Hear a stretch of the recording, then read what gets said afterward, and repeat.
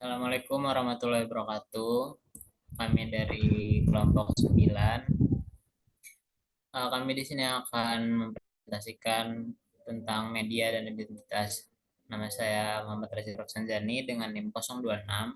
Yang kedua ada Safira Catur dengan NIM 028. Dan yang terakhir ada Suroyo Senopati dengan NIM 032. Baik, langsung saja dimulai dari Seno. Silakan. Media dan identitas. Sebenarnya pada pertengahan abad ke-20, seorang sosiolog yang bernama Erving Goffman mempelajari ritual presentasi diri yang dilakukan orang di depan umum dan membangun identitas mereka melalui praktik komunikatif. Nah, Goffman ini menggunakan teater sebagai metafora untuk menggambarkan cara orang menampilkan identitas mereka di depan umum. Nah, mengikuti metafora ini dapat dikatakan bahwa media sosial merupakan salah satu tempat di mana individu mewakili identitas mereka sendiri melalui karya konstruksi yang berkelanjutan. Seperti membuka akun sosial media tertentu, memilih foto profil untuk untuk ditampilkan yang sebagus mungkin, lalu mengikuti seseorang dalam untuk mengikuti seseorang untuk tahu bagaimana cara hidup mereka, lalu bergabung dalam grup diskusi tertentu, lalu memposting playlist musik mereka dan merepost akun-akun politik atau berita-berita yang sedang hype pada akhir-akhir ini. Itu merupakan cara individu untuk menampilkan identitas mereka ke publik. Dengan melakukan hal-hal yang telah saya katakan sebelumnya, maka individu tersebut sedang melakukan pekerjaan konstruksi identitas yang dibahas oleh teman. Kalau yang kedua ada media. Media digital termasuk salah satu gadget dalam media baru. Terdapat 4 kategori utama dalam media digital, yaitu sebagai media komunikasi. Di dalam media komunikasi ini seperti email, WhatsApp, atau yang lainnya. Lalu yang kedua ada media permainan. Dalam media permainan ini sebagai sarana hiburan seperti bermain Mobile Legends, PUBG, atau yang lainnya. Nah, yang ketiga ini ada media pencarian informasi. Ini seperti Google sebagai mesin pencarian yang dapat mencari suatu informasi yang belum pernah ada sebelumnya. Lalu yang keempat ada media partisipatoris. Nah, media partisipatoris ini seperti ruang chat, misalnya Discord atau WhatsApp juga masuk sih, dan yang lainnya.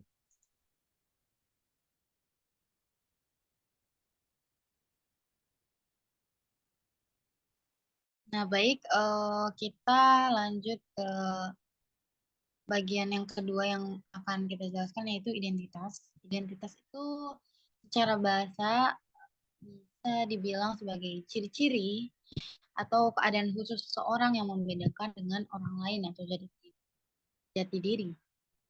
Nah, identitas ini nih bisa berasal dari keluarga, gender, budaya, etnis, proses sosialisasi, dan pengaruh. Nah, ada beberapa jenis identitas juga, yaitu identitas pribadi, identitas agama, identitas seksual, dan identitas gender. Nah, identitas itu dipengaruhi oleh faktor internal dan faktor eksternal. Nah, seperti pengalaman, lingkungan, dan budaya. Nah, identitas juga dapat dilihat dari sebagai definisi dari diri seorang individu berbeda dari dalam perilaku, keyakinan, dan sikap. Nah, kemudian pengertian identitas menurut para ahli yaitu menurut Stuart Hall, identitas merupakan sesuatu yang bersifat imajiner atau diimajinasikan tentang keutuhan. Identitas muncul akibat perasaan bimbang yang kemudian diisi oleh kekuatan dari luar dari setiap individu. Mungkin bisa dilanjut, Mas Seno.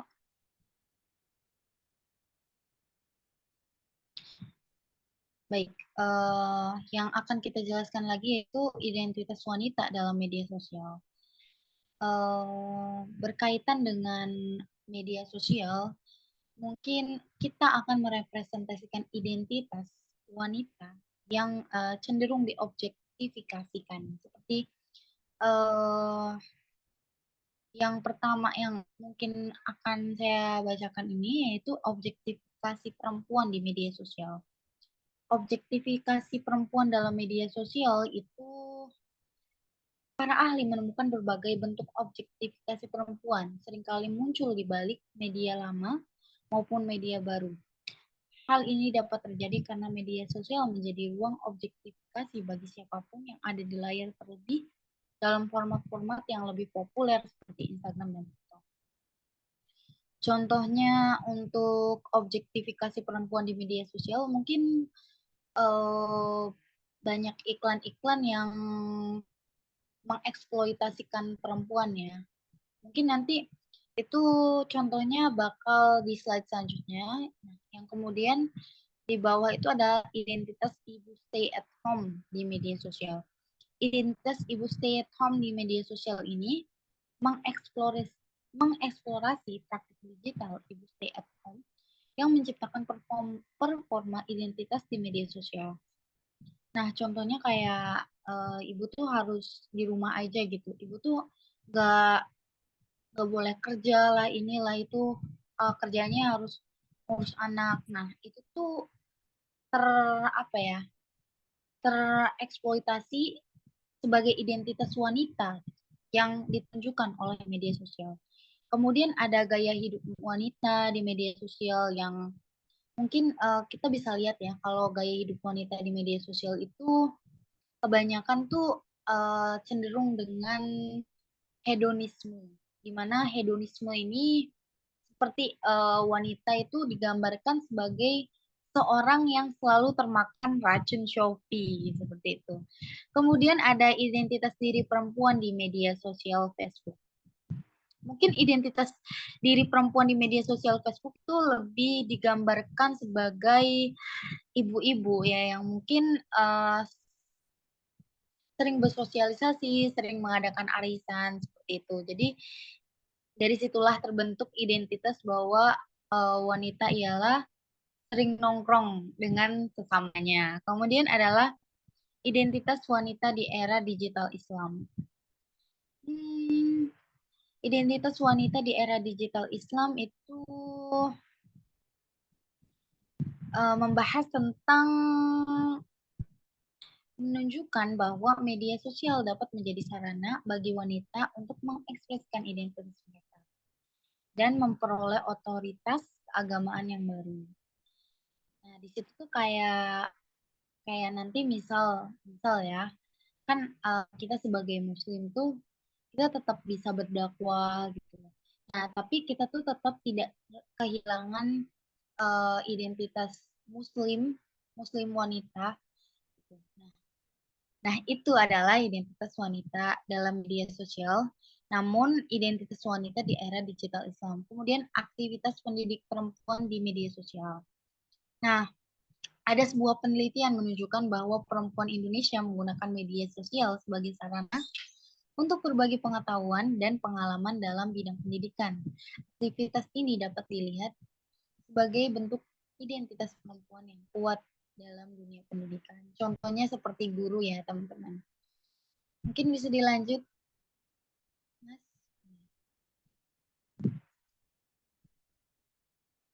Kemudian ada identitas dalam brand.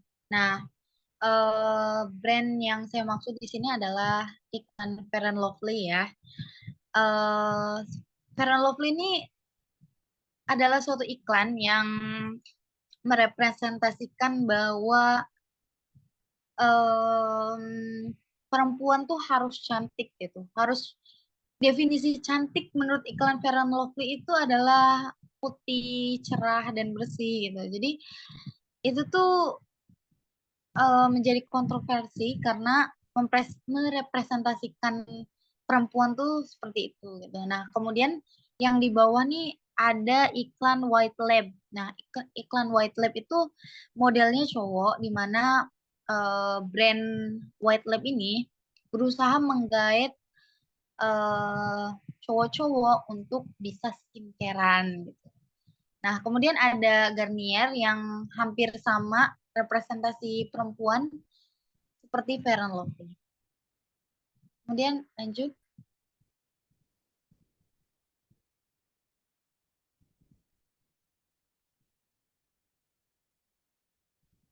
Mungkin bisa dijelaskan Oke. oleh Saudari Rajib. Ya, terima kasih Catur. Jadi selanjutnya di sini ada selebriti tradisional versus influencer media sosial. Sejak kemunculan media massa, muncul anggapan tentang selebritas dan kekaguman terhadap media persona telah terlihat. Pengaruh dari selebritas karena kejenuhannya dalam media arus utama telah memberikan dampak revolusioner pada mode kecantikan dan kebebasan dan kebiasaan gaya hidup. Lanjut channel. Yang pertama di sini ada akun alter. Akun alter adalah sebuah akun media sosial yang digunakan oleh seseorang untuk mengekspresikan diri mereka dengan menggunakan identitas samaran atau nama palsu. Akun alter ini biasanya digunakan oleh orang-orang yang ingin mengekspresikan diri mereka dengan cara yang berbeda dari identitas asli mereka. Jadi mungkin kita juga bisa lebih gampang melihat dari akun alter ini, terutama dari aplikasi media sosial Instagram atau Twitter. Itu di situ kita bisa dengan mudah banyak menemukan orang-orang yang menggunakan akun alter itu sendiri karena eh, apalagi sekarang maraknya isu-isu yang banyak diposting di media sosial, otomatis orang-orang yang takut dengan cara mengekspresikan diri agar terlihat ketidaktahuan identitas diri kita, itu biasanya mereka menggunakan akun alternya untuk mengekspresikan diri mereka pada isu tersebut. Oke, lanjut sana.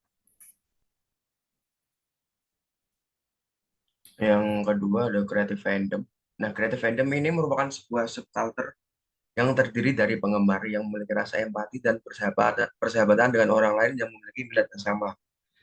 Nah, di creative fandom ini misalnya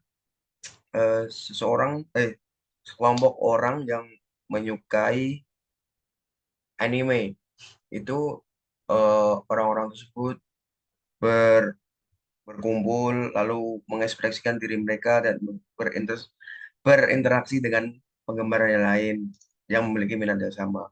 Ini dapat dikatakan sebagai creative fandom.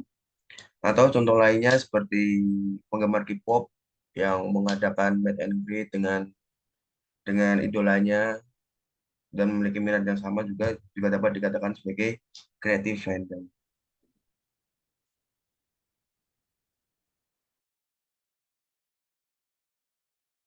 Bisa dilanjut. Baik, kemudian ada do it yourself. Do it yourself itu adalah sebuah metode membangun, memodifikasi, atau memperbaiki sesuatu dengan cara mandiri tanpa bantuan langsung dari profesional atau ahli bersertifikat. Nah, contohnya tuh kalau misal kita pengen bikin tempat tisu. Nah, tempat tisu itu kita tuh di apa ya? Kan kalau kayak tempat tisu komersial yang pada umumnya kan itu kan pakai plastik gitu ya. Maksudnya dari pabriknya tuh bentukannya kayak gitu gitu. Sedangkan kalau kita DIY kita bisa bikin apa namanya tempat tisu itu dari koran mungkin atau dari kelapa pisang atau mungkin nanti kita tempat tisunya nih dikasih manik-manik, dikasih kayak pita gitu. Lanjut.